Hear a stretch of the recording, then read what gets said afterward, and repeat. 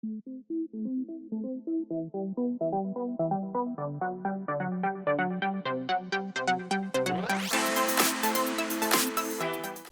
everybody, this is Graeme, and today I'm going to be looking at the Morrison Game Factory.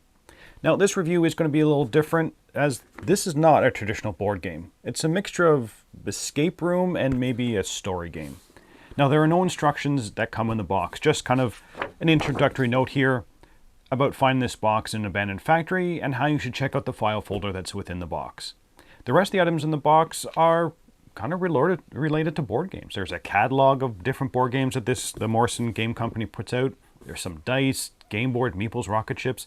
I'm going to put the rest of the components up just in a picture. Now it's your job to figure out the solutions to the puzzle and continue the story. And it's the story that is told, and this is one of the things that people may or may not like about this game. The story is told almost all through the web, hence the requirement for an internet connection on the back of the box. Now you need to have an internet connection to play. Now, I did play this on my phone with my wife, and I kind of wish I definitely had a larger screen, a tablet, or even a laptop probably would have been better. You'll also need to be solving puzzles on the web. That is, putting in the solutions into a website. But you'll be solving the puzzles really with the physical items that you have in front of you. So it really is a hybrid game.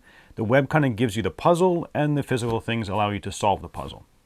Now, since I don't want to spoil anything else, I'll be talking about the puzzles and then the story at a really high level and not talk about anything or any puzzle, story elements, spacey specifics. Now for the puzzles, I did find them fair. You always had the information you needed in the physical components. Often you were asked to solve something from the website, but you are going to be solving that puzzle with the physical components. And you are given just about everything up front. Now there is a single locked bag at the beginning of the game, but you have access to everything else. You're given no instructions on what to do with them, but once you solve that first puzzle, you're kind of led to the order that you need to solve them. You know, now that you've solved this, it opens up this next piece. And this is where I do have a slight issue with how the game is kind of laid out, or how this escape room is laid out. Often the puzzles were very linear in progression. You solve puzzle A, which leads to puzzle B, which leads to puzzle C. You can't be working on puzzle A while someone else in the group was working on puzzle C, for example. That's mainly because you don't know what the puzzles are. Often the solutions are across several physical items that you have in the box, so you really don't know what goes with what. And even if you are figuring out that maybe two things are connected, the posing of the puzzle on the web will let you know what you actually need to do with those two connected items. Because of that, although the game box says it's 1 to 4 players, it's really best, I felt, played with 1, maybe 2 people. There's no real way to distribute the work of solving the puzzles as there are in some other escape room games. There's also not the opportunity for other players to be searching for other clues or other puzzles, as again, everything is driven by the website in a fairly linear fashion. As for the difficulty of the puzzles, I would say they're about average. If you played this type of escape room game before, or actually been to a real escape room, they're kind of on par with those. None of them felt overly obtuse, and none of them were blatantly obvious either. But I did feel it was a good mix of easier and some harder puzzles. And while I'm talking about the puzzles, I'll quickly mention the hint system. On this very opening page, it does tell you that if you're stuck, to kind of go to this website at the bottom here, and it's going to help you through the very first puzzle, and even how to find the first puzzle.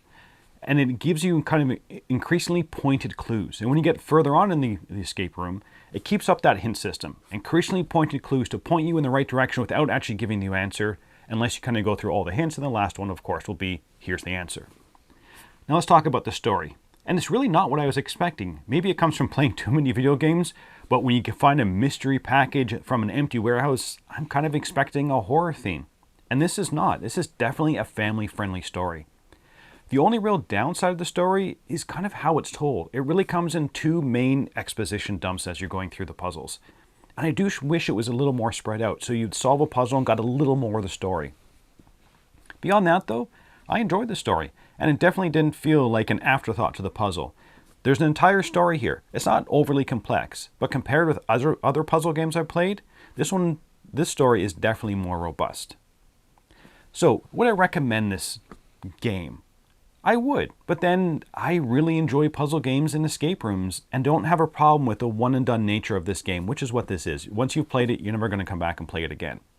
But I am going to give this one an 8 out of 10 and the Dice Tower seal of approval. If you enjoy escape room puzzle games and are looking for one that is definitely more family friendly, there's no spookiness in it, where the younger kids can definitely enjoy the story, even if the puzzles may be a bit too difficult for them, this is definitely one you should check out. But that's it for the moment. Until next time, thanks for watching.